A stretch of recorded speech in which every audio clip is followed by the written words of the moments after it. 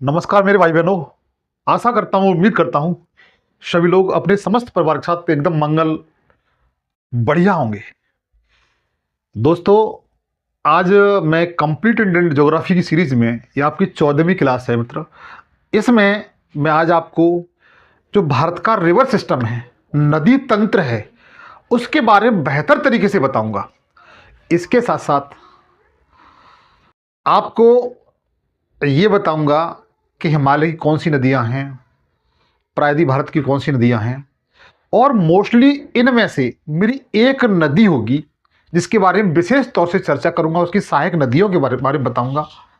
उस नदी का नाम है सिंध नदी, सिंधु नदी, जिसे हम लोग इंडस रिवर के नाम से जानते हैं मित्र। इसका उद्गम कहां से हुआ है, कौन कौन सी सहायक नदियां हैं, सहायक नदियों के बीच में जो दोआब का क्षेत्र है उसे किस किस नाम से जाना जाता है, इनका उदय कहां से हुआ है, इन सब के बारे में बेहतर तरीके से बताऊंगा कि सिंधु नदी का उद्गम कहां से हुआ है, कहां पर ये अपना मुहाना बनाती है, कौन कौन शहर स्थित हैं, और क्या इसका भारतीय प्रतियोगी परीक्षा में यहाँ से कैसे क्वेश्चन आते हैं, इन सब के बारे में बेहतर तरीके से प्रयास करूंगा बताने का मित्र। लेकिन मेरी छोटी सी गुजारिश मित्र, थोड़ा सा मेरा स्वास्थ्य थोड़ा ठीक नहीं है और इसको थोड़ा सा एडजस्ट कर लेना, ये मेरी गुजारिश है मित्र। लेकिन मैंने आपसे वादा किया है कि मैं आपके साथ खड़ा हूं तो साथ खड़ा हुआ हूं। मेरी तरफ से मैं चाहे कितना भी परेशान हूं, बट आपका साथ में 100% देने की कोशिश करूंगा, ठीक है। और इस बीच में लेकिन मैं छोटी सी गुजारिश और है मित्र कि जब मैं आपके सामने इतना करने को प्रयास करता हूं, आज मेरी थोड़ी गले की प्रॉब्लम है, तबीयत खराब, फीवर सा भी है। मैं आपके साथ इतना प्रयास करता हूं कि आपको मैं 100% अपना देने की कोशिश करूं। मैं आप लोगों का कर्तव्य यह है कि प्लीज़ थोड़ा सा मुझे सपोर्ट ये कर दीजिए, मेरे चैनल को सब्सक्राइब कर लिया करें मित्र, जो लोग नए होते हैं वो। और एक बात फिर कहूँगा मैं कि यदि आप कंप्लीट इंडियन ज्योग्राफी पूरी सीरीज चाहते हो तो मेरे शुरू से अगर नोट्स बनाना चाहते हो तो क्लास 1 से लेकर के आप जितनी भी क्लास बनाऊँ, लगभग मेरा टारगेट ये है 40 क्लास में पूरा कंप्लीट करा दूंगा। तो पूरी क्लास देखा करें और हो सके तो एक बेहतरीन नोट्स बना लिया करें मित्र। मैं टाइम वेस्ट नहीं करूँगा, चलता हूँ अपने टॉपिक की ओर। तो मित्र, सबसे पहले मैं आपको बताऊंगा नदी तंत्र, भारत का नदी तंत्र। हम लोग नदी तंत्र के बारे में पढ़ेंगे, जिसे हम लोग रिवर सिस्टम के नाम से जानते हैं, जिसे हम लोग रिवर सिस्टम के नाम से जानते हैं, या नदी तंत्र को मित्र अपवाह तंत्र भी कहते हैं। अगर पूछा जाए, अपवाह तंत्र के नाम से भी जानते हैं।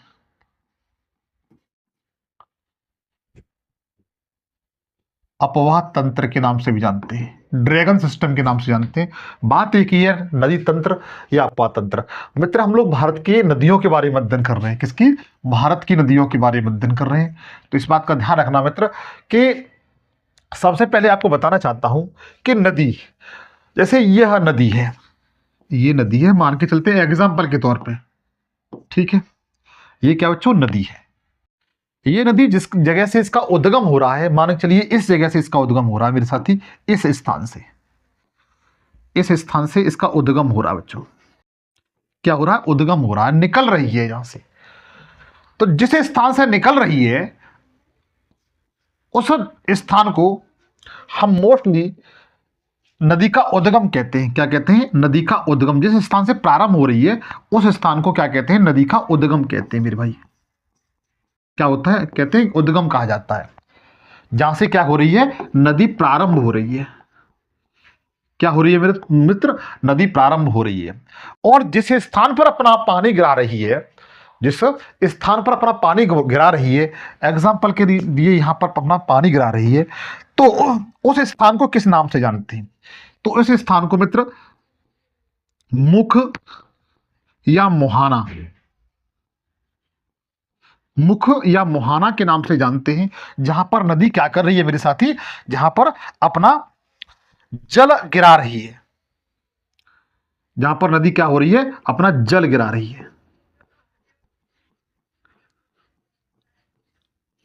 है, मतलब जहां पर नदी समाप्त हो रही है, जैसे प्रारंभ हो रही है, उस स्थान को क्या कहते हैं? नदी का उद्गम स्थल कहते हैं। और जहां पर नदी अपना जो जल है वो गिराती है, जहां नदी खत्म होती है, उस स्थान को क्या कहते हैं मित्र? नदी का मुख या मुहाना के नाम से जानते हैं। हो सकता है कि आप इन्हें कंसेप्ट बनाने के लिए याद कर सकते हैं मित्र। एक बात और कहूंगा मैं, यह नदी है और इसके साथ कोई ये बी नदी है, ये आकर के इसमें मिल जाती है। जैसे ये ए नदी है और ये बी नदी है, समझिए इस बात को। तो बी नदी आकर के इसमें मिल जाती है और आगे जाकर के पुनः ये ए नदी कहलाती है। तो ये जो बी नदी है ये इसकी सहायक नदी है बच्चों। क्या है? सहायक नदी है, जिसे हम लोग ट्रिब्यूटरी रिवर कहते हैं। क्या कहते हैं? ट्रिब्यूटरी रिवर के नाम से जानते हैं, सहायक नदी के नाम से जानते हैं। क्योंकि जो नदियां होती हैं उसकी एक नदी मुख्य होती है, उसमें अनेक नदियां आकर के अपना जल गिरा देती हैं। तो जो अनेक नदियां आकर के जो मुख्य नदी में जल गिरा रही हैं उन्हें नदी की सहायक नदी कहा जाता है। मैं जानता हूं इतनी बातें आप लोगों को सबको क्लियर हो चुकी होंगी। बताइए किसकी समझ में इतना बात नहीं आया है? चाहो तो इन सबका आप स्क्रीनशॉट ले सकते हैं। मैं साइड जाता हूं। अब देखिए, मैंने कहा था मैं भारतीय नदियों के बारे में आपको बताऊंगा। किसके बारे में? भारतीय नदियों के बारे में। भारतीय नदियां, तो भारतीय नदियां हैं मित्र, इनको मोस्टली भारत के फिजिकल दृष्टि को देखते हुए, भारत का जो भौतिक तंत्र है उसे देखते हुए नदियों को मोस्टली दो भागों में बांटा जाता है। कितने भागों में? दो भागों में बांटा जाता है। वो कौन कौन सी है तो उनको हम अध्ययन करेंगे, जिसमें हम देखेंगे सबसे पहली जो नदी है मित्र, सबसे जो पहला प्रकार है नदियों का, वह है आपका हिमालयी नदी। हिमालयी नदी, हिमालयी नदी तंत्र, हिमालयी रिवर सिस्टम जो पहला प्रकार है उसे क्या कहते हैं? हिमालयी रिवर तंत्र। मैंने बताया भारतीय नदियों को उसके फिजिकल दृष्टि को देखते हुए, भारत का जो फिजिकल एरिया है उसको देखते हुए भारत की नदियों को मोस्टली दो भागों में बांटा जाता है मेरे भाई। एक तो आपकी हिमालयी नदियां हैं, और जो दूसरी नदियां हैं, कौन सी मित्र? जो दूसरी नदियां हैं उनको मोस्टली प्रायद्वीपीय नदियां कहा जाता है। प्रायद्वीपीय रिवर कहा जाता है, नदी तंत्र कहा जाता है, पेनिसुला रिवर सिस्टम कहा जाता है मेरे भाई। यहां तक तो मैं जानता हूं सभी भाइयों को क्लियर हो चुका होगा।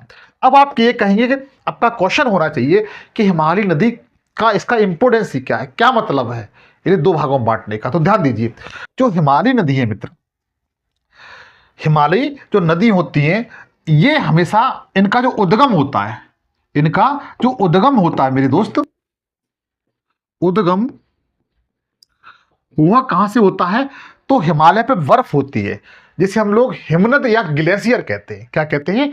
हिमनद या ग्लेशियर। जो तो हिमालय की जो भी नदियां हैं उनका जो उद्गम स्थल है, उनका जो उद्गम स्थल है मित्र, वो क्या है? ग्लेशियर है या हिमनद है मेरे भाई। क्या है? हिमनद है, जिसे हम लोग क्या कहते हैं? ग्लेशियर कहते हैं। ठीक है, इतना बात आपको क्लियर हुआ। जबकि जो आपकी प्रायद्वीपीय भारत की नदियां हैं मेरे मित्र, उनका जो उद्गम स्थल है, उनका जो उद्गम स्थल है वो वर्षा पर, किस पर? वर्षा पर निर्भर है। किस पर निर्भर है? वर्षा पर निर्भर है भाई। ठीक है, इसके साथ साथ जो हिमालयी नदियां हैं मेरे मित्र, ये हमेशा सदाबहार नदियां हैं। कैसी नदियां हैं? सदाबहार। सदाबहार का मतलब ये होता है मित्र कि ऐसी नदी जिसका वर्ष में 12 महीने होते हैं, वर्ष भर इनमें जल बहता रहता हो, जल प्रवाहित रहता हो। क्योंकि आप जानते हैं हिमालय पर बर्फ पाई जाती है और बर्फ अपने समय के अनुसार पिघलती रहती है, जिस कारण उसमें नदियों में क्या होता रहता है? पानी का बहाव होता रहता है। तो मित्र, जो हिमालयी नदियां हैं वो नदियां कैसी हैं? सदाबहार नदियां हैं। कैसी हैं? सदाबहार नदियां हैं। आप लोग याद रखिए, अगर पूछी जाए कि हिमालयी नदियां कैसी हैं तो आप क्या बताएंगे कि यह नदियां सदाबहार नदियां हैं। अगर आप इनके एग्जाम्पल की बात करें, यदि आप एग्जाम्पल की मित्र बात करते हैं, 1 सेकंड, इनके आप एग्जाम्पल की बात करते हैं मित्र, तो जैसे सिंध नदी, सिंधु नदी, गंगा नदी, यमुना नदी,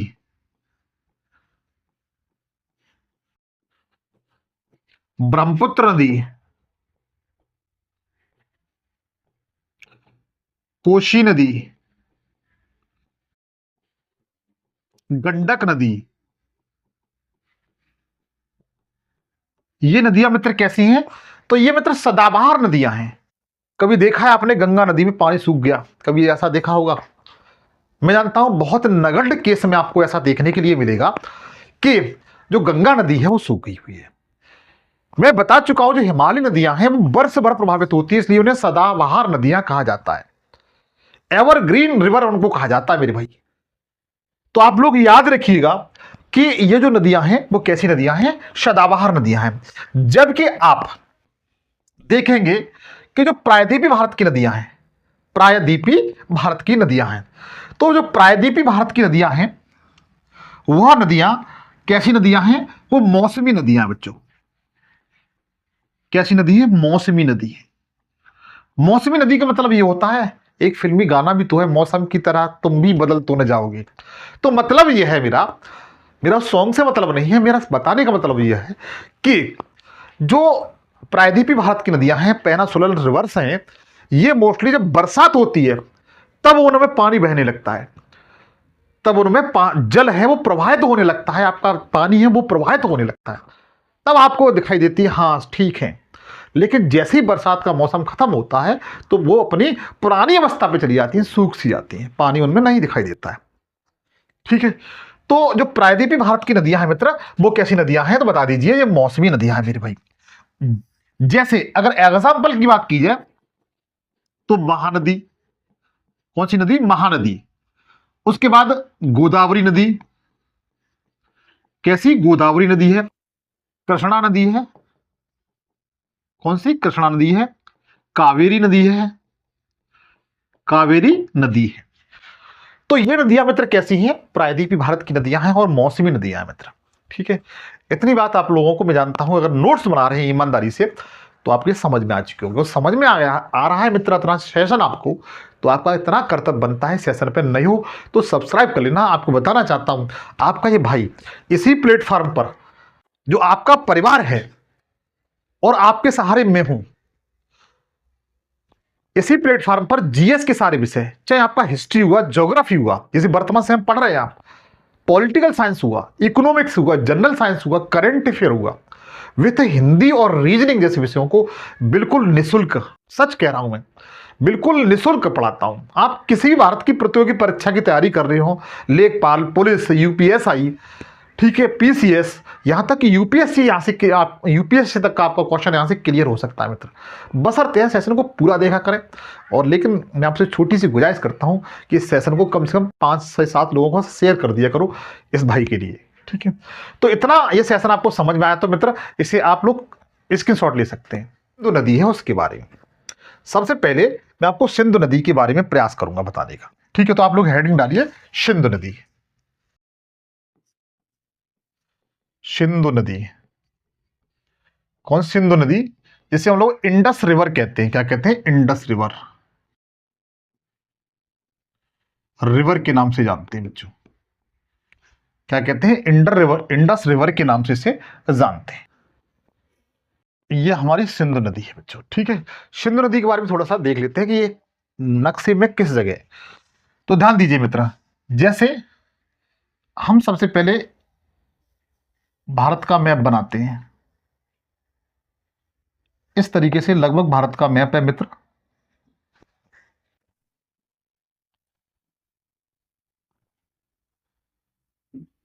समझिए चीजों को मित्र, चीजों को समझिए ताकि आप एग्जाम में बेहतर से बेहतर करके आ सके मित्र। चलो इतने से काम चल जाएगा अपना। ठीक है, ध्यान दीजिए, जो सिंधु नदी है मित्र, सबसे पहले ये देखते हैं निकलती कहां से है। सबसे पहले हम यह देखते हैं यह नदी निकलती कहां से है। तो ये जो नदी है मित्र वो इस स्थान से निकलती है, और ये स्थान मित्र कौन सा है? ये तिब्बत देश है, तिब्बत है, और तिब्बत पे वर्तमान समय में चीन का अधिकार है। ये क्या है? तिब्बत। और तिब्बत पर किसका अधिकार है मित्र? चीन का अधिकार है। ठीक है, और ये जो किस स्थान से निकलती है, क्वेश्चन अक्सर पूछा जाता है किस स्थान से निकलती है। ठीक है, तो मित्र यहां पर जैसे आपका एक कैलाश पर्वत है ये वाला, चलो डिफरेंस पेन से दिखाता हूं, ये कैलाश पर्वत है, यहां पर एक झील है जिसे हम लोग मानसरोवर झील कहते हैं। क्या कहते हैं? मानसरोवर झील। मानसरोवर झील। मानसरोवर के पास एक ग्लेशियर है मित्र। मानसरोवर जो झील है उसके पास एक ग्लेशियर है, बोखरचू ग्लेशियर। बोखरचू ग्लेशियर या हिमनद। कौन सा है? बोखरचू हिमनद है मित्र। बोखरचू हिमनद से यह नदी इस तरह निकलती है, इस तरीके से निकल करके यहां पर अरब सागर है, अरब सागर में गिर जाती है। समझिए इन बातों को। यह जो सिंधु नदी है, ये कौन सी नदी है मित्र? आपकी सिंधु नदी। सिंधु नदी निकल कहां से रही है? तो तिब्बत में मानसरोवर के पास बोखरचू हिमनद है, वहां से यह निकल रही है मानसरोवर झील के पास से बच्चों। और यह आगे जाकर के यहां पर बच्चों, जो मैंने येलो कलर से दिखाया, यहां पर भारत में प्रवेश कर जाती है दमचौक नामक स्थान से। दमचौक नामक स्थान है मित्र, यहां पर यह भारत में प्रवेश कर जाती है और लगभग 709 किलोमीटर की दूरी तय करते हुए, कितनी? 709 किलोमीटर की दूरी तय करते हुए यहां पर पाकिस्तान से बाहर निकल जाती है। पाकिस्तान में बाहर निकलती है, लेकिन बाहर निकलने से पहले यह एक गार्ज का निर्माण करती है, मतलब गहरे गड्ढे का निर्माण करती है। गड्ढे का निर्माण वहां करती है पाक ऑक्युपाइड कश्मीर में। ठीक है, इन सब के बारे में बताऊंगा, चिंता न करें। और फिर आगे जाकर के यह पाकिस्तान प्रवेश करती है, करते हुए यहां पर कराची के निकट, ये कराची शहर है पाकिस्तान का, कराची इसके दाएं तट पर है। किसके दाएं तट पर? यह पूछा जाता है। कराची शहर आकर के अरब सागर में गिर जाती है। कहां पर? अरब सागर में गिरती है मेरे भाई। कहां पर गिर रही है? अरब सागर में। अगर इसकी लंबाई की बात की जाए तो 2880 किलोमीटर इसकी लंबाई है। अगर इसकी लंबाई की बात की जाए, इसकी लंबाई कितनी है, तो आप क्या बताएंगे? 2880 किलोमीटर। यह पूछा गया क्वेश्चन है मित्र। उद्गम इसका कहां से हुआ है? तो उद्गम में आप क्या बताएंगे कि इसका जो उद्गम है मेरे दोस्त, मुझे बताने की कोशिश करें एक बार कि इसका उद्गम कहां से हुआ है आपकी सिंध नदी का। तो आप बताएंगे बोखरचू ग्लेशियर से। किससे? बोखरचू ग्लेशियर से। बोखरचू ग्लेशियर से या हिमनद से। ये सारी बातें क्लियर हो गई आपको? ठीक है। अच्छा, जहां से निकलती है ये बोखरचू ग्लेशियर मानसरोवर झील के पास से, वहां पर तिब्बत से निकलती है। और तिब्बत में जो आपकी सिंध नदी है, इसको किस नाम से जाना जाता है? ये क्वेश्चन अक्सर पूछा जाता है, तो उसको नाम को आप लिखिएगा कि जहां पर तिब्बत में इसे संगी खामबान कहा जाता है। क्या कहता है? संगी खामवान। संगी खामबान। संगी खामबान इसे तिब्बत में कहा जाता है, जिसका अर्थ क्या होता है? इसका अर्थ यह होता है मित्र, शेर का मुख। क्या होता है? शेर का मुख। शेर का मुख। समझिए, ये पूछा गया है आपकी प्रतियोगी परीक्षा में, पूछा गया है कि जहां से ये निकलती है सिंधु नदी, तिब्बत में से क्या कहते हैं? अगर तिब्बत नहीं हो तो चीन दिया होगा, चीन में से क्या कहते हैं?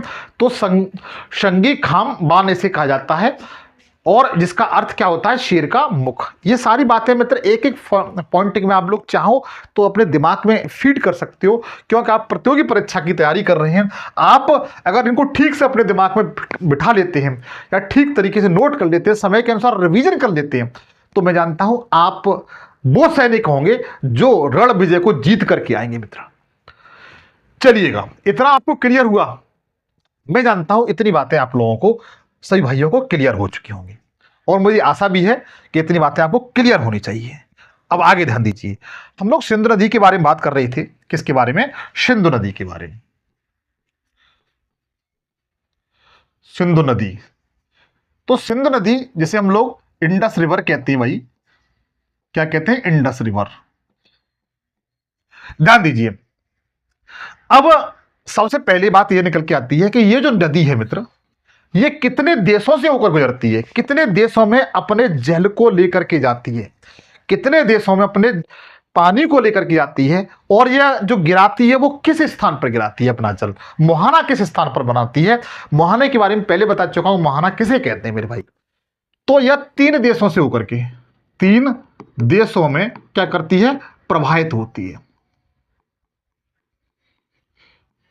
कितने देशों में, 3 देशों में प्रवाहित होती है। वो देश कौन कौन से हैं, तो सबसे पहले बता सकते हैं कि यह तिब्बत में, तिब्बत लिखा सकता है, या मेरे भाई वहां पर चीन भी लिखा होगा, क्योंकि चीन ने इसे तिब्बत को अपना शिकार बना लिया है और इस पर अपना अधिकार कर लिया है। ठीक है, उसके बाद यह भारत में प्रवेश करती है दमचौक नामक स्थान पर, भारत में प्रवेश करती है। कहां पर, भारत में प्रवेश करती है। और भारत में केवल मेरे साथी यह एक राज्य से, कितने, एक राज्य से होकर जाती है, जिसका नाम क्या है, तो बता दीजिए, लद्दाख। कौन सा, लद्दाख राज्य से होकर के जाती है। भारत में केवल यह एक राज्य से होकर के जाती है, जिसका नाम क्या है, लद्दाख। कितनी दूरी तय करती है, तो लगभग 709 किलोमीटर के समथिंग दूरी तय करती है मेरे भाई। उसके बाद आगे जाती है, आगे कहां जाती है, तो पाकिस्तान में जाती है। कहां जाती है, पाकिस्तान में, पाकिस्तान में ये आगे जाती है बच्चों। और पाकिस्तान की मित्र यह नदी जो सिंध नदी है, वो राष्ट्रीय नदी भी है, राष्ट्रीय नदी भी है भाई, क्योंकि यह नदी पाकिस्तान की जो अर्थव्यवस्था है, इकोनॉमी है, उस पर पूरी तरीके से इसी का राइट है भाई, इसका ही अधिकार है आपकी सिंध नदी का। अगर ये इस नदी का पानी भारत बंद कर देता है, तो पाकिस्तान जिस तरह बगैर मछली के तड़प तड़प तड़प के मरती है मछली, उसी तरीके से पाकिस्तानी कंडीशन हो जाएगी। इस नदी अर्थात इसी कारण पाकिस्तान की बच्चों क्या है, राष्ट्रीय नदी भी, आप लोग याद रखिए। ठीक है, उसके बाद आगे जाकर के यह अरब सागर में, अरब सागर में क्या करती है, अपना मुहाना बनाती है भाई। क्या बनाती है, मुहाना बनाती है भाई, इस बात को ध्यान रखना। या मुख बनाती है। मुख क्या होता है, आप बेहतर तरीके से जानते होंगे। तो कितने देशों में प्रभावित होती है मेरे दोस्त, तो बता दीजिए कि यह नदी है सिंधु नदी, वह 3 देशों में प्रभावित होती है। कौन कौन से, सबसे पहला देश है तिब्बत या चीन, दूसरा देश है मित्र आपका भारत। भारत में कि केवल ये एक राज्य से होकर गुजरती है, इसका नाम लद्दाख है, और ये लगभग 709 किलोमीटर दूरी तय करती है। और दमचौक नामक स्थान पर ये क्या होती है, भारत में प्रवेश करती है। इसके बाद तीसरा जो कंट्री है मित्र, वो पाकिस्तान में जाती है। पाकिस्तान की ये राष्ट्रीय नदी भी है बच्चों। कैसी, राष्ट्रीय नदी भी है, आप लोग याद रखना। आगे जाकर के ये अरब सागर में गिर जाती है, अरब सागर अपना मुहाना बनाती है, मुख बनाती है। और इसी के तट पर, इसके दाएं तट पर पाकिस्तान का जो कराची शहर है, कौन सा, कराची शहर है बच्चों, इसी के दाएं तट पर है। ठीक है, जिस तरीके से जो लद्दाख की राजधानी कौन सी है, लेह। लद्दाख जो भारत का यूटी है, केंद्र शासित प्रदेश है, उसकी राजधानी कौन सी है, लेह है मित्र, वो इसके दाएं तट पर स्थित है, दाएं तट पर स्थित है। जो लेह है मित्र, वह इसके दाएं तट पर स्थित है। एक बात और, लेकिन जो कारगिल है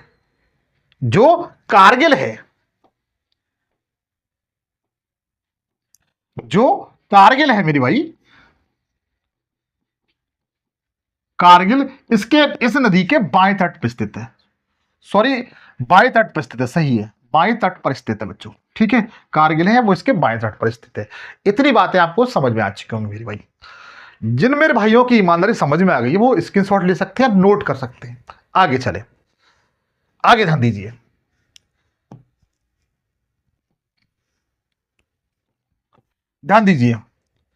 मैं यहां पर 1-2 बात बताने की कोशिश करूंगा, जरा समझिए इन बातों को।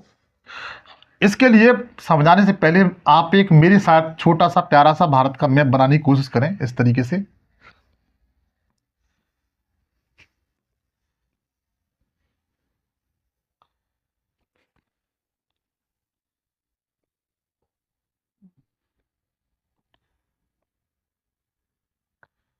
ध्यान दीजिए मेरे भाई, मैंने बताया था कि मानसरोवर झील के पास से आपकी यह नदी निकलती है, मानसरोवर झील। ये आपकी मानसरोवर झील है बच्चों, यहां से यह नदी इस तरीके से निकल रही है। समझिए, यहां पर बड़ा महत्वपूर्ण बात बताने वाला हूं बच्चों, यहां पर बड़ा महत्वपूर्ण बात बताने वाला हूं, समझिएगा।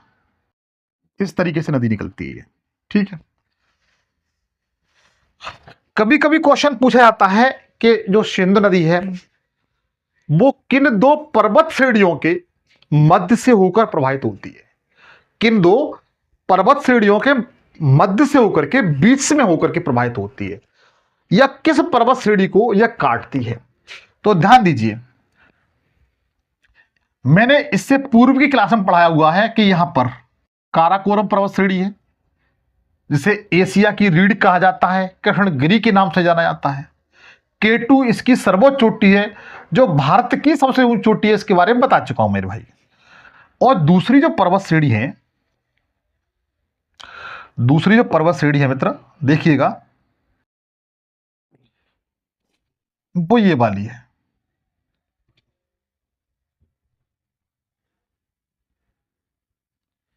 ध्यान दीजिए, और तीसरी पर्वत श्रेणी है वो यहां पर है,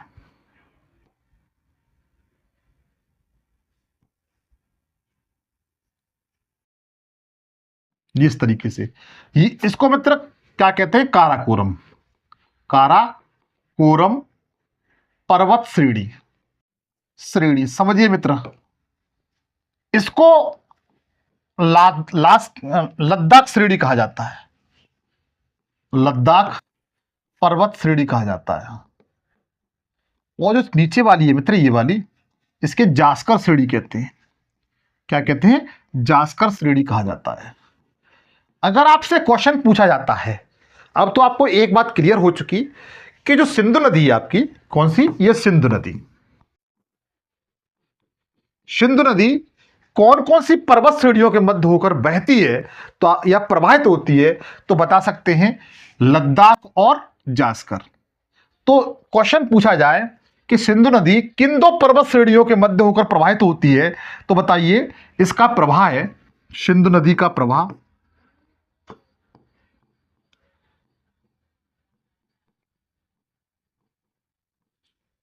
लद्दाख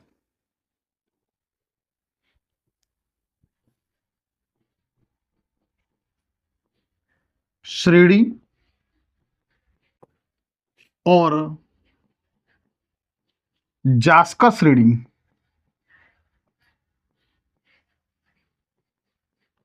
के मध्य प्रवाहित होती है। इतना क्लियर हुआ मेरे भाई? अगर क्लियर हो गया तो स्क्रीनशॉट ले लें, आगे चलिएगा। अब ध्यान दीजिए, बड़ा महत्वपूर्ण बात बताने वाला हूं यहां पर। इस सिंधु नदी को जब हमारा भारत स्वतंत्र हुआ था, तो उस समय पाकिस्तान भी स्वतंत्र हुआ था, क्योंकि पाकिस्तान भारत पहले एक ही था। जब 1947 में भारत स्वतंत्र हुआ, तो उस कंडीशन में स्वतंत्रता से के बाद भारत दो भागों में बट गया, पाकिस्तान और भारत।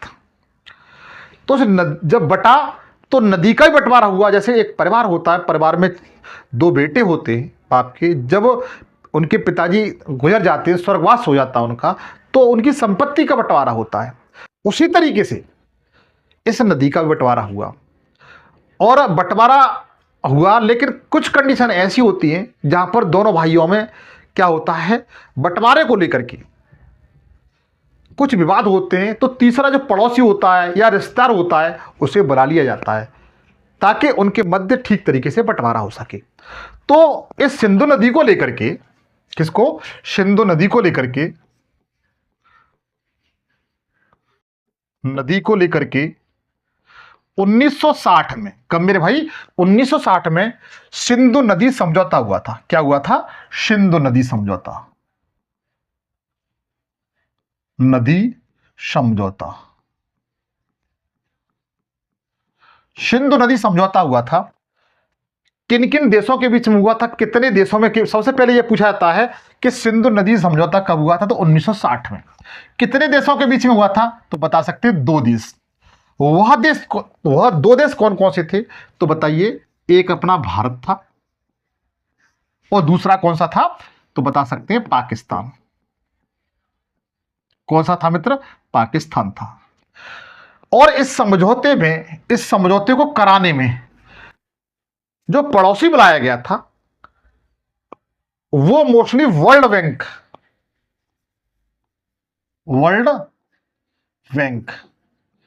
विश्व बैंक ने। किसने? विश्व बैंक ने इसे समझौते को कराया था। किसने कराया था मित्र? विश्व बैंक ने इस समझौते को कराया था। इस समझौते का परिणाम क्या निकला? इस समझौते का परिणाम मित्र यह निकला कि भारत इस सिंधु नदी का मात्र 20%, कितना? 20% जल भारत प्रयोग करेगा और 80% जल पाकिस्तान प्रयोग करेगा। भाई, इस समझौते का परिणाम यह निकला कि इस नदी का जो जल है वह 20% भारत प्रयोग करेगा और 80% कौन करेगा? पाकिस्तान प्रयोग करेगा। और ये समझौता हुआ कब था? तो बता दीजिए 1960 में। यहां से जो बातें आती हैं आप लोग याद रखिए, ठीक है? यहां से जो बातें आती हैं आप लोग याद रखना। चाहो तो आप इनका स्क्रीनशॉट ले लो। एक एक बात आपको 100% क्लियर करा दूंगा मित्र, आप चिंता न करें, बस जुड़े रहें बस मुझसे। इसी तरीके से ज्योग्राफी के साथ साथ हिस्ट्री गजब तरह पढ़ाऊंगा, वादा है मेरा। क्योंकि आप चाहे पीछे से मैथ्स लिखें वहां पर आपको 100% तक फायदा मिलेगा। हाँ, ध्यान दीजिए। चलिए अब ध्यान दीजिए।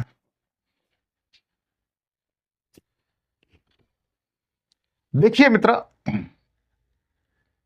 जो नदियां होती हैं, क्या होती हैं? नदियां वो क्या बनाती है? दोआब बनाती हैं। क्या बनाती हैं? दोआब बनाती हैं। अब आप ये कहेंगे सर दोआब क्या है?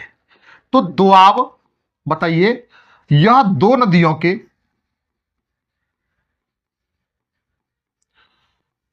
मध्य भूमि होती है। भूमि होती है। अच्छा, एक बात है, जैसे एक नदी ये है और एक नदी ये है, इसके मध्य ये वाला जो पार्ट है, ये वाला, इसे क्या कहते हैं? दोआब। क्या कहते हैं? दोआब। और यह मित्र बहुत उपजाऊ होता है, फर्टिलाइजर होता है ये। कैसा होता है? उपजाऊ बहुत होता है। तो 2 नदियों के मध्य का जो क्षेत्र होता है, भूमि होती है, उसे मित्र क्या कहा जाता है? दोआब कहा जाता है। क्या कहा जाता है? दोआब कहा जाता है। सिंधु नदी की असंख्य सहायक नदियां हैं। इसमें दाएं तरफ की कुछ नदियां हैं, कुछ बाएं तरफ की नदियां हैं जो आपके एग्जाम में पूछी जाती हैं। जरा ध्यान दीजिएगा, जो सिंधु नदी है इनके मध्य जो दोआब है वह आपके एग्जाम में पूछा जाता है। एक क्वेश्चन आपसे 100% यहीं से आता है जिसे आपको 100% याद कर लेना चाहिए। तो आप लोग लिखिए दोआब।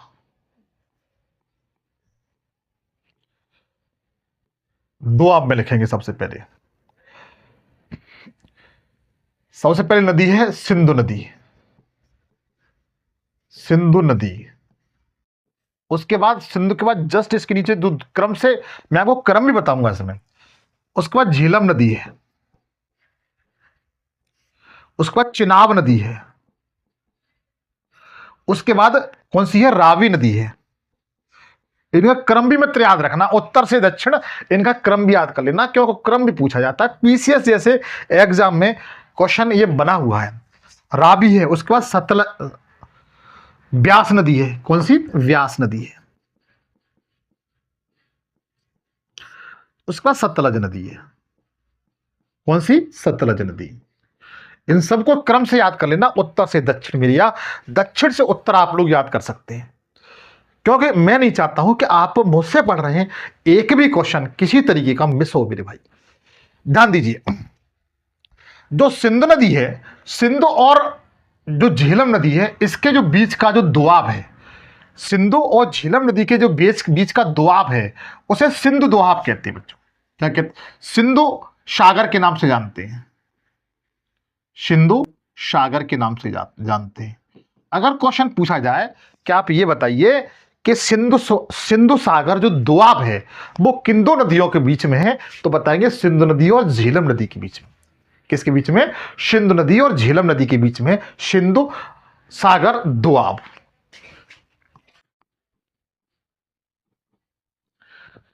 उसके बाद झेलम और चिनाब, झेलम और चिनाब, इसके बीच का जो दोआब मित्र, इसे चज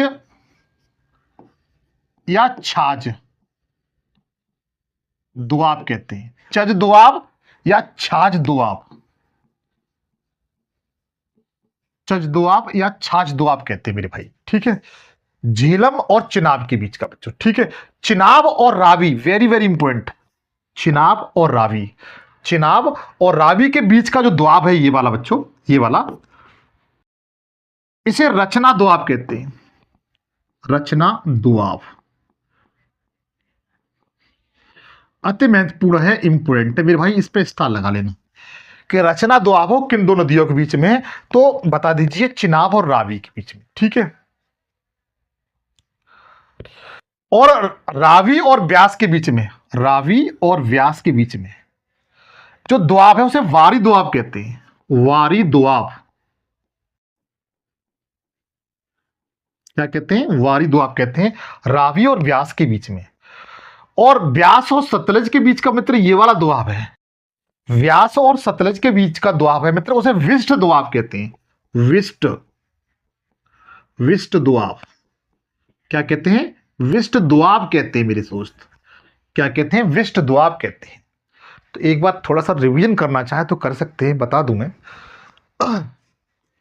दोआब, दोआब दो नदियों के मध्य का जो क्षेत्र होता है, उपजाऊ क्षेत्र होता है, उसे दोआब कहा जाता है।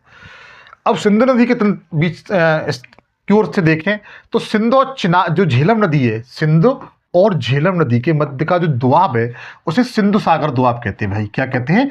सिंधु सागर दोआब कहते हैं। सिंधु और झेलम, और झेलम और चिनाब के बीच का दोआब है उसे उसे किस नाम से जानते हैं? चज या छाछ दोआब के नाम से जानते हैं। चिनाब और रावी नदी के बीच का जो दोआब मित्र ये वाला, इसे रचना दोआब कहते हैं, इंपोर्टेंट है भाई। ठीक है, और रावी और व्यास के बीच का दोआब है, इसको वारी दोआब कहते हैं बच्चों। क्या कहते हैं? वारी दोआब कहते हैं। व्यास और सतलज के बीच का दोआब है, व्यास और सतलज के बीच का जो दोआब है बच्चों, इसे विष्ट दोआब कहते हैं। क्या कहते हैं? विष्ट दोआब कहते हैं। मेरे दोस्त ये बताएं ईमानदारी से किसकी समझ में नहीं आया? अगर ईमानदारी समझ में आया है तो सबसे पहले गुजारिश करूंगा सेशन को लाइक जरूर करें। इतना आपको क्लियर हुआ? जब क्लियर हुआ तो फिर आगे चलते हैं। ठीक है, आप लोग स्क्रीनशॉट ले लीजिए।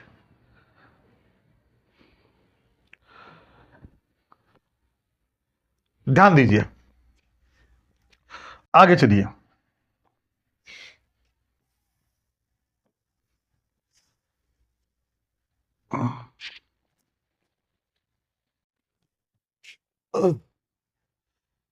अब ध्यान दीजिए, मैं आपको बताता हूं जो सिंधु नदी की जो सहायक नदियां हैं, क्या हैं? सहायक नदियां, सिंधु नदी की जो ट्रिब्यूटरी हैं उनके बारे में बताता हूं।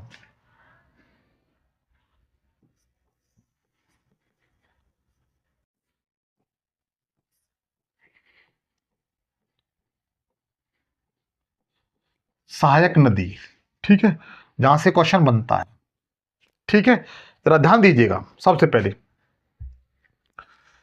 पहली जो इसकी सहायक नदी है वो कौन सी है, तो बता दीजिए। झेलम नदी है बच्चों। कौन सी? झेलम नदी है, झेलम नदी। इसको जरा हम मैप पे बताने की मैं कोशिश करूंगा। जरा अपना केवल इतना मैप बना लीजिए इस तरीके से, ताकि आप चीजों को समझ सकें मित्र।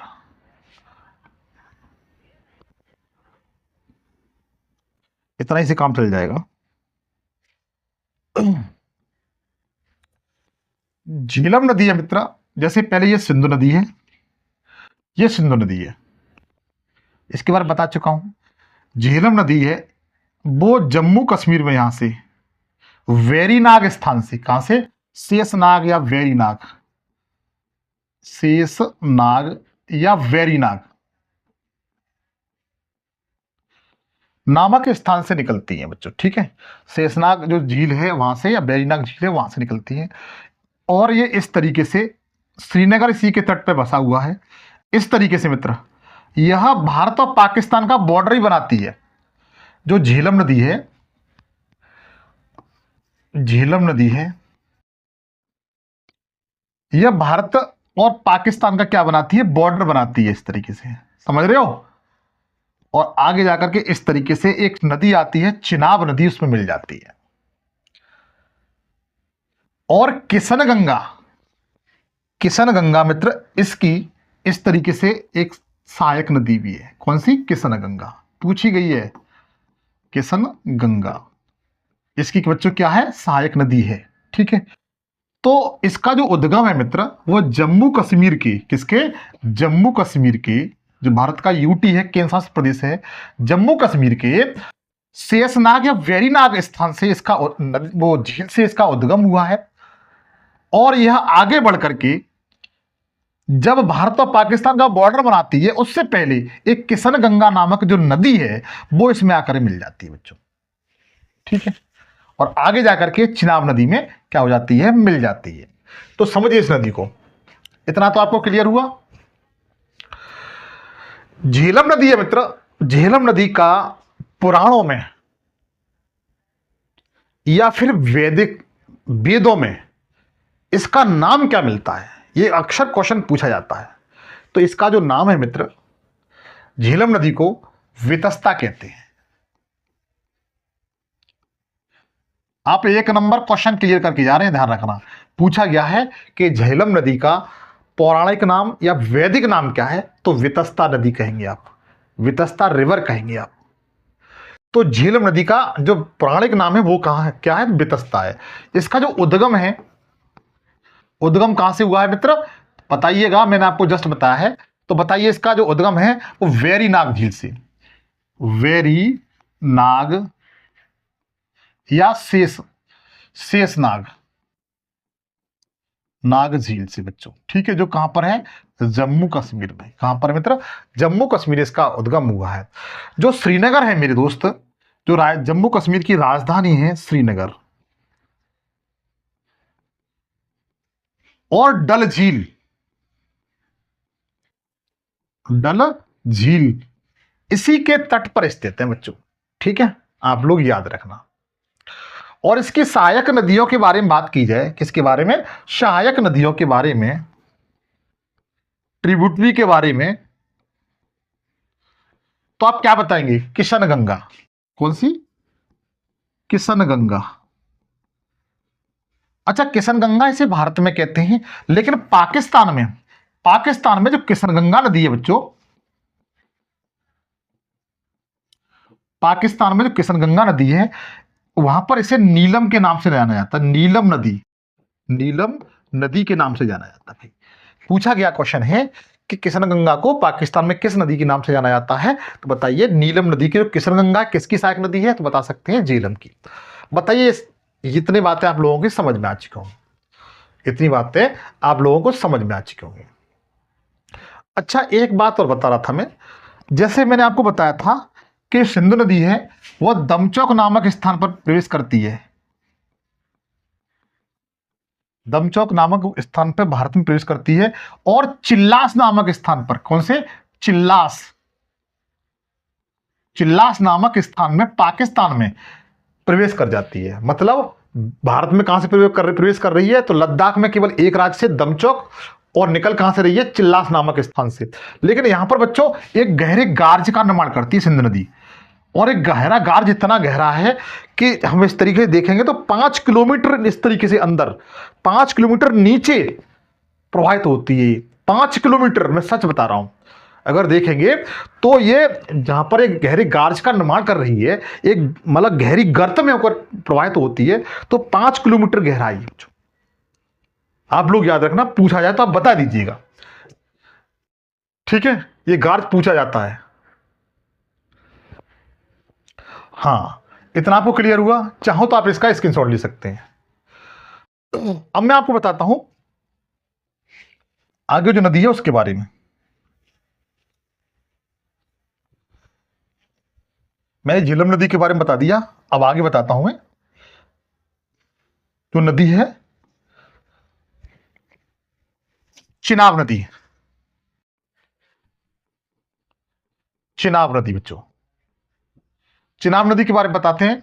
चिनाब नदी को वेदों में अस्किनी के नाम से जाना जाता था। किसके नाम से? अस्किनी।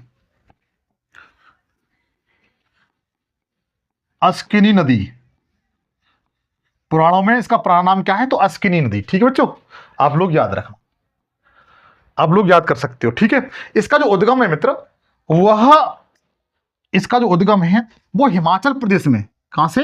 हिमाचल प्रदेश में हिमाचल प्रदेश में 2 धाराओं के रूप में हुआ है। एक का नाम चंद्रा, एक का नाम भागा, ठीक है। तो अब बता दीजिए इसका जो उद्गम है, इसका जो उद्गम है मित्र, वह वाड़ालाचा दर्रा, उद्गम वाड़ा लाचा ला दर्रा, और ये कहां पर है? तो बताइए, हिमाचल प्रदेश में। एचपी का मतलब होता है हिमाचल प्रदेश में, तो इस तरह लिख देता हूं मैं, ठीक है। वहां से यह 2 धाराओं के रूप में निकली है। एक धारा चंद्रा है, चंद्रा और भागा, चंद्रा और भागा 2 शाखाओं में निकली हुई है। इस तरीके से बच्चों, इस तरीके से 2 शाखाओं में निकली हुई है। चंद्रा और भागा इस तरह 2 शाखाओं में निकली है, और यह सिंधु नदी की सबसे बड़ी ट्रिब्यूटरी है बच्चों, सबसे बड़ी सहायक नदी है। क्या है? सहायक नदी है मेरे भाई। सबसे बड़ी क्या है? ये सहायक नदी है। आप लोगों से पूछा जाए सिंधु नदी की सबसे बड़ी सहायक नदी कौन सी है, तो आपका आंसर होना चाहिए चिनाब नदी। कौन सी? चिनाब नदी है, आप लोग याद रखना, ठीक है। अच्छा, इसकी जो सहायक नदियां कभी कभी पूछी जाती है, इसकी सहायक नदियां कौन कौन सी हैं, तो ट्रिब्यूटरी के बारे में बताइए कि चिनाब नदी की सहायक नदियां कौन कौन सी है। तो एक तो भुटनाला सहायक नदियां, नदी पहली बताइए, भुटनाला, भुटनाला पूछी गई है मित्र। भुटनाला किसकी सहायक नदी है? भुटनाला किसकी सहायक नदी है? तो बताइए कि यह चिनाब नदी की सहायक नदी है। सोहल पूछी गई है। सोहल किसकी सहायक नदी है? सोहल किसकी सहायक नदी है? तो ध्यान रखना, चिनाब नदी की है, ठीक है। और उसके बाद थ्योट, कौन सी? थ्योट,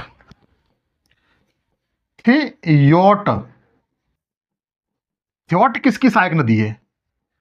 तो इन तीनों को आप लोग याद रखना कि भुटनाला, सोहल और थ्योट नदी ये किसकी सहायक नदी है? तो चिनाब नदी की। भाई किसकी? चिनाब नदी की है। उद्गम कहां से हुआ है? तो बता सकते हैं बाड़ालाचा दर्रा के पास से इसका उनका उद्गम हुआ है बच्चों, ठीक है। 2 शाखाओं के रूप में, चंद्रा और भागा। कभी कभी राज्य पूछा जाए तो बताइए अरुणाचल प्रदेश, सॉरी हिमाचल प्रदेश से, ठीक है। सहायक नदियों की बात की जाए तो बताइए भुटनाला, सोहेल और थ्योट नदी, ये इसकी सहायक नदियां हैं। और सबसे महत्वपूर्ण बात यह है, जो चिनाब नदी है वो सिंधु नदी की सबसे बड़ी सहायक नदी है। आशा करता हूं ये आपकी समझ में आ चुका होगा भाई। चाहो तो आप स्क्रीनशॉट ले सकते हैं।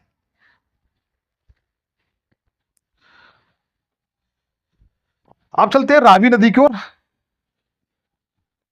रावी नदी की ओर तीसरी नदी है, उसे क्या कहते हैं? रावी नदी।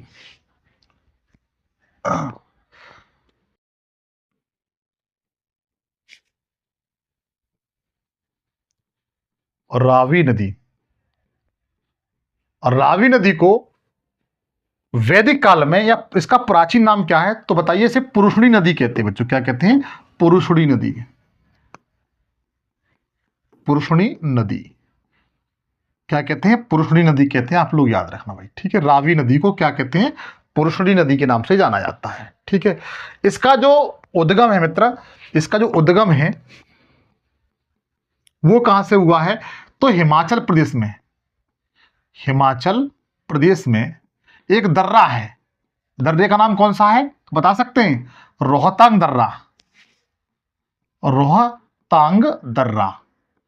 पूछा जाए रोहतांग दर्रे से किस नदी का उद्गम हुआ है तो आप क्या बताएंगे? रावी नदी। लेकिन बाड़ालाचा दर्रा से किसका उद्गम हुआ है तो बताइए कि वो चिनाब नदी का।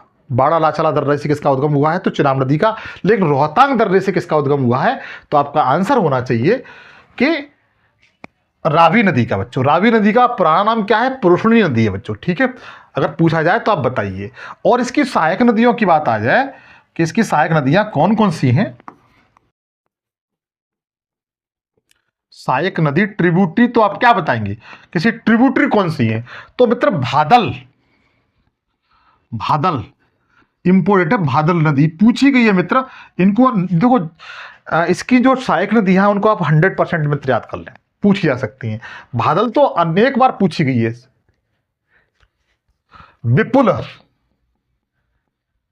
विपुल और सैवाल,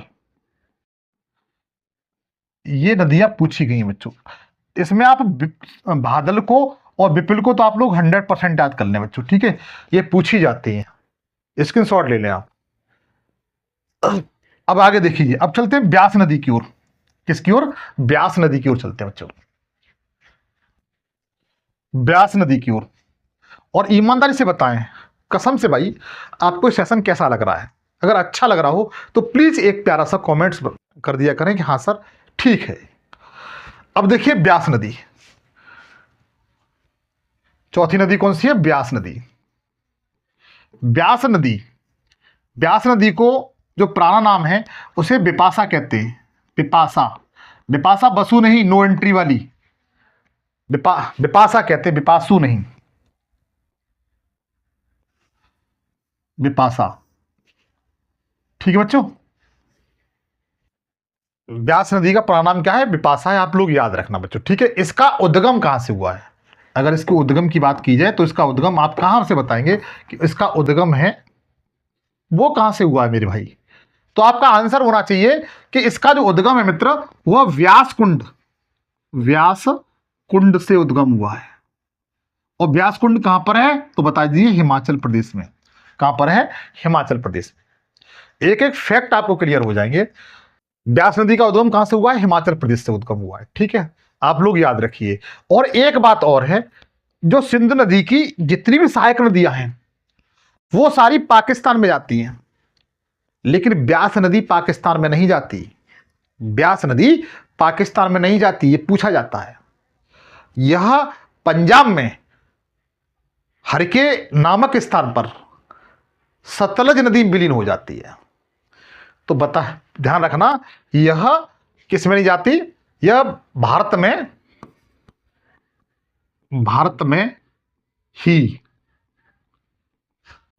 में ही सतलज नदी में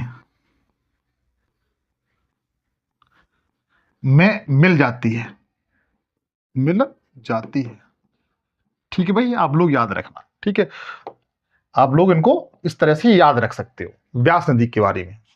अच्छा, अगर सहायक नदियों की बात आ जाए, इसकी सहायक नदियां कौन कौन सी हैं तो ध्यान रखिए, वाणगंगा, कहीं वेनगंगा, पेनगंगा, इंद्रावती, मजरा, प्रवरा, इनको मत बता देना, वो तो गोदावरी की सहायक नदी है मित्र, ठीक है। लेकिन जो बाणगंगा है वो किसकी नदी है तो बता दीजिए? सहायक नदी है, तो ब्यास नदी की सहायक नदी है। और एक है तीर्थन, कौन सी? तीर्थन किसकी सहायक नदी है तो बताइए? ब्यास की सहायक नदी है मित्र। बाणगंगा किसकी है? बता दीजिए? ब्यास नदी की है। तीर्थन किसकी है तो बता दीजिए कि ब्यास नदी की सहायक नदियां हैं। चाहो तो आप स्क्रीनशॉट ले सकते हैं। आगे चलिए, लास्ट नदी बची हुई है, ध्यान दीजिए मित्र। अब आपकी है 5वें नंबर की नदी, सतलज नदी। इसका जो सतलज नदी है मित्र, इसका जो उद्गम हुआ है वह तिब्बत में, यहां पर तिब्बत है, तिब्बत में मानसरोवर झील के पास से ही एक राकस ताल, क्या है, राकस ताल, राकस ताल, इसे राक्षस ताल भी बोलते हैं, राक्षस ताल भी बोलते हैं बच्चों से। राकस ताल से इस नदी का उद्गम हुआ है इस तरीके से, और आगे जाकर के चिनाब में मिल जाती है। ठीक है, राकस ताल से इसका उद्गम हुआ है। ठीक है, तो सबसे पहले उद्गम में लिखेंगे इसका। अच्छा, सतलज नदी का जो प्राचीन नाम है वो शतुद्री है बच्चों। कौन सा है? शतुद्री नदी, इसका प्राचीन नाम बच्चों याद रखना, मैंने पांचों को लिखवा दिया आपको। ठीक है, उद्गम की बात की जाए तो बताइए राकस ताल, राकस ताल ये कहां पर है बच्चों? तो तिब्बत में। कहां पर है? तिब्बत में। ठीक, अब ध्यान दीजिए, यह राकस ताल से यह क्या करती है? उदय होता है, लेकिन यहां पर एक दर्रा है मित्र, यहां पर दर्रा, इसे रोहतांग दर्रा कहते हैं। कौन सा दर्रा कहते हैं? रोहतांग दर्रा। समझ में नहीं आया आपके? ध्यान दीजिए, और रोहतांग दर्रा, आपको तबीयत ठीक नहीं है मित्र, इसलिए रोहतांग दर्रे से यह हिमाचल प्रदेश, हिमाचल प्रदेश मतलब भारत में क्या करती है? प्रवेश करती है। पूछा गया हजारों बार प्रतियोगी परीक्षा में कि सतलज नदी किस दर्रे से होकर के भारत में प्रवेश करती है। सतलज नदी किस दर्रे से होकर के भारत में क्या करती है? एंट्री करती है, प्रवेश करती है। तो रोहतांग दर्रे से बनी। ठीक है, आप लोग याद रखना। ठीक है, पूछी जाती है। इसकी सहायक नदियों की बात की जाए, किसकी मित्र? सहायक नदियों की। सहायक नदियों की बात की जाए तो आप क्या बताएंगे कि इसकी सहायक नदी कौन कौन सी है? तो ध्यान रखना, रवा नदी पूछिए, इसे स्वार, रवानी में स्वा नदी है। कौन सी? स्वा नदी है, आप लोग याद रखना। और स्फीति नदी तो बहुत पूछी जाती है। स्फीति नदी,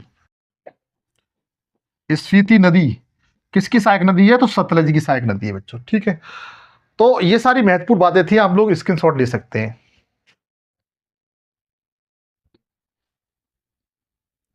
अच्छा बच्चों, एक बात बताऊं आपको, जो सिंधु की सहायक नदियां हैं, 5 मैंने बताई आपको, जिस क्षेत्र में उसको प्रभावित होती हैं उनको पंचनद कहा जाता है। सिंधु की 5 नदियां हैं, जो सिंधु की नदी की 5 नदियां, 5 नदियां को क्या कहा जाता है? पूछा जाए तो पंचनद। क्या कहा जाता है? पंचनद कहा जाता है बच्चों। क्या कहा जाता है? पंचनद। और जिस क्षेत्र में होकर प्रभावित होती हैं उस क्षेत्र को पंजाब कहा जाता है। क्या कहा जाता है? पंजाब कहा जाता है, आप लोग याद रखना। क्या कहा जाता है? पंजाब कहा जाता है, आप लोग याद रखना। ठीक है, ये पूछा गया है। अच्छा, सिंधु की ये तो मैंने आपको बताई, वो बाएं तट की सहायक नदी थी, लेकिन इसकी कुछ दाएं तट की भी सहायक नदियां हैं। जैसे ये नदी है सिंधु नदी, मैंने ये वाली जो इसके बाएं तट की, ये क्या है? बायां तट, बाएं तट की जो सहायक नदी बताई है, लेकिन इसकी कुछ दाएं तट की भी नदियां हैं इस तरीके से, इस तरीके से। वो कौन कौन सी हैं उनको आप लोग एक बार नोट कर लीजिएगा। ठीक है, उनको एक बार आप नोट कर लीजिएगा, ध्यान दीजिए। सहायक नदियां, नदियां सिंधु नदी की कौन कौन सी है? जैसे श्योक नदी बच्चों। कौन सी? श्योक नदी पूछी गई है। श्योक नदी है यह सिंधु की दाएं तट की सहायक नदी है। किधर से? दाएं तट की सहायक नदी है। उसका गिलगिट नदी है बच्चों, गिलगिट, गिलगिट नदी है। ठीक है, और स्वात नदी है, स्वात नदी है, स्वात नदी पूछी गई है, आप इन्हें नोट करिए, ये पूछी जाती है। ठीक है, और उसके बाद कुर्रम नदी है, कुर्रम नदी, कुर्रम नदी है, पूछी जाती है कुर्रम नदी। और उसके बाद गोमल नदी है, गोमल, ठीक है, ये सिंधु नदी कैसी नदी है, नदियां हैं, तो ये बता सकते हैं ये नदियां दाएं तट की नदियां हैं। कैसी, दाएं तट की नदियां हैं, आप लोग बता दीजिए इस तरीके से। तो मित्र, यह मेरा सेशन था। ईमानदारी से अगर आपको अच्छा लगा हो तो फिर एक बार रिक्वेस्ट करूंगा कि आप सेशन पर नए हो तो सेशन को सब्सक्राइब जरूर कर लेना, इसके लिए मैं हाथ जोड़ के रिक्वेस्ट करता हूं। अच्छा लगा हो तो लाइक करके जाइए, और आपको कैसा लगा आप मुझे कमेंट सेक्शन में जरूर बताएं मित्र। इसी तरीके से सेशन को प्राप्त करने के लिए आपसे फिर मुलाकात होगी, तब तक के लिए बने रहिएगा। आपसे गुजारिश है और सेशन पूरा देखें और शेयर जरूर कर दें, इसके लिए मैं आपसे पुनः रिक्वेस्ट करूंगा मित्र। नए सेशन में फिर मुलाकात होगी, तब तक के लिए जय हिंद, जय भारत।